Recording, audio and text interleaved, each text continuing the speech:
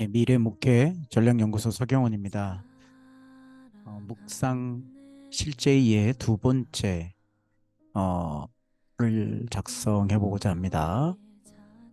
렉티오 디비나로 하는 방식인데요. 묵상 이렇게 시작하세요라고 영상을 촬영한 그 뒤에 부분입니다. 촬영하다 보니까 렉티오 디비나가 뭔지 설명도 안 했어요. 그래서 이번 시간에 좀 설명을 조금 추가하고 계속 해보겠습니다. 렉티오 디비나라는 것은 다른 것이 아니라 이제 라틴어로 신성한 독서, 렉티오가 독서고요. 디비나가 신성한 뜻이죠. 그래서 기독교 전통에서 성경을 읽고 묵상하는 고대의 방법입니다라고 하면서 이걸 설명합니다. 거기 네 단계인데요. 렉티오는 렉티오 독서인데요. 성경 구절을 천천히 주의 깊게 읽으라는 거죠. 그리고 어떤 문장이나 단어가 눈에 띄는지 주목하십시오. 그러니까 텍스트 말씀 자체에 집중하는 것입니다. 두 번째는 메디테이토라고 해서 읽은 구절을 깊이 묵상합니다. 이 단계에서는 해당 구절이 당신의 삶과 어떤 관계가 있는지, 그리고 하나님이 당신에게 어떤 메시지를 전하고 있는지 고민하는 거죠. 고민 깊이. 오라티오라는 것은 그 다음에 이제 읽고 묵상에 대해서 기도합니다. 하나님께 감사하거나 도움 요청하거나 또는 당신의 생각과 감정을 표현하는 기도하는 거고요. 마지막에 컴플레이라테오. 이거는 조용히 앉아서 하나님 존재와 사랑을 체험하고 그 말씀을 묵상한다. 깊이 들어간다. 명상이란 단어가 좀 종교적인 성격을 떼서 좀 그렇다면 그냥 묵상으로 깊이 들어간다.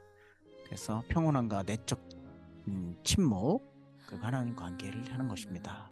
이런 것들을 이런 형식으로 구분해서 한번 해봤던 것입니다. 자, 보시면 좀 지워볼게요. 지워보고. 자, 지워. 그래서 이제 처음에 이렇게 작성하라고 그랬죠. 렉티오 디비나 방식은 성경 묵상을 작성하고 싶습니다. 이거 그대로 카피하면 되고요. 본문 주제와 본문과 주제를 이렇게 쓰고 메디테이터를 작성해 주시는데 성경 본문을 깊이 들여다보는 질문 한 개와 적용 질문 작성해 주세요. 이대로 하면 됩니다. 그 다음에 상태를 적어주면 좋다고 그랬죠. 이건 역할 지정이고요. 지난번에 설명을 했고요. 요거를 갖고 그대로 쓰면 돼요. 뭐냐면 오늘의 묵상을 하려고 합니다. 주제는 새로운 시각으로 바라보는 믿음이고, 그러니까 주제만 지정하고 렉티오 방식으로 묵상을 작성해 달라고 하는 거죠. 그랬더니 이렇게 작성해 줍니다. 새로운 시각으로 바라보는 믿음을 주제로 오늘 묵상을 준비하겠습니다. 본문은 이사야서 43장 19절이고요. 우리가 잘 아는 말씀이죠. 보라 내가 새 일을 행하리니 라는 말씀입니다. 그래서 렉티오 부분은 이사야 43장 19절은 하나님이 새로운 일을 행하실 것이며 그것이 곧 터져 나올 것이라고 말씀합니다. 생수의 강을 내리라 라는 거죠. 터져 나오듯이. 이 본문은 하나님이 우리의 삶을 새로운 길로 열고 불가능한 것을 가능하게 하실 수 있다는 것을 상기시켜 줍니다. 묵상 부분에서 새로운 시각으로 바라보려는 믿음은 우리가 주변 환경과 상황을 다르게 이해하고 대처할 수 있습니다.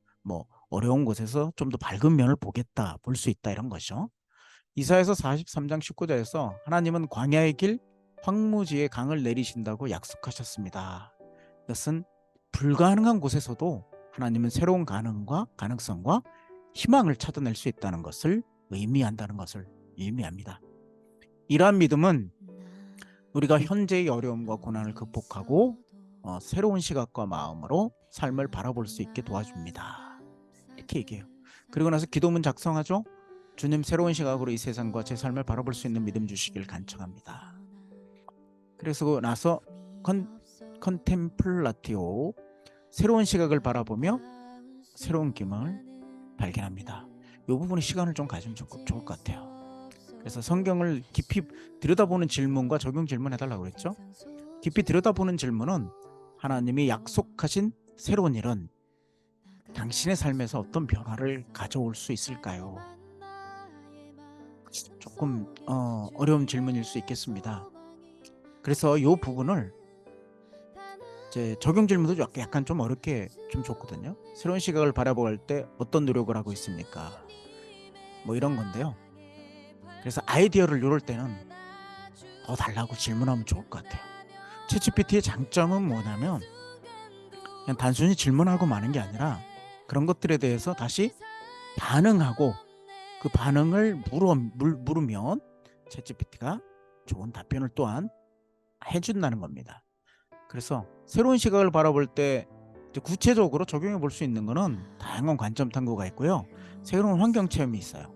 지속적인 학습이 있고요. 새로운 것을 지속적으로 학습하면 굉장히 좋다는 거죠. 그리고 명상과 성찰, 묵상과 성찰, 기도와 영적 성장, 창의력 사고, 문제를 해결하는 데 있어서 얽매이지 않고 창의력 사고하는 것, 거기에 브레인스토밍을 하라 이렇게 얘기하고요. 감사의 마음, 목표 설정을 하십시오. 이런 방식을 통해서 새로운 방법을 찾을 수 있고 삶에서 성장하고 발전할 수 있습니다. 이렇게 얘기하고 있어요. 뭐 이 뒷부분은 이제 만약 목회자라면 이렇게 한번 해볼 수 있죠. 이 구조를 성경 본문에 대해서 좀 더 알아보고 싶다. 그러면 이렇게 질문하면 됩니다. 성경 원문을 단어별로 분석해 줄 때 이제 히브리어는 시점이 중요하죠. 성수격 시점을 분석해 주세요 하면 요 원문을 한 절을 그대로 갖고 와서 이렇게 분석해 줍니다. 보라, 행하라, 새로운 이제 잘하다, 광야에서 길, 황무지에서 강을 내리라라는 거죠. 뭐 이렇게 하면 좀 더 깊은 묵상이 될 수 있겠죠. 그래서 이걸 모르시면 이제 좀 더 물어봐도 됩니다. 말씀에 대해서 이제 목회자 묵상은 좀 다르니까요. 좀 더 깊이 들어가면 역사적 문화적 배경을 더 설명해 주세요. 이렇게 설명합니다. 그러면 역사적 배경은 이렇고요. 문화적 배경은 이래요. 이사야에서 남긴 내용은 이렇습니다. 이렇게 해줍니다. 그래서 목회자의 묵상은 이렇게 깊이 좀 더 물어보고 통찰을 해보는 깊이 묵상하는 시간을 좀 가지면 좋겠고요.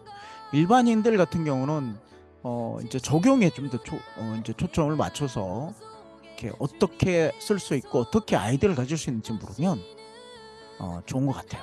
그래서 새로운 시각을 가지려면 저는 새로운 환경 체험 이런 거 좋다고 생각하거든요. 그래서 새로운 취미나 활동, 가보지 않았던 장소, 오늘 또 새로운 길을 가봤는데요. 기존 길이 아니라 새로운 길을 가니까 또 다른 느낌이 들더라고요. 또 하나님께서 이런 새로운 길을 걷게 해주시는 것도 아닌가 그런 생각이 듭니다. 오늘은 여기까지 하겠습니다. 감사합니다. 마치겠습니다.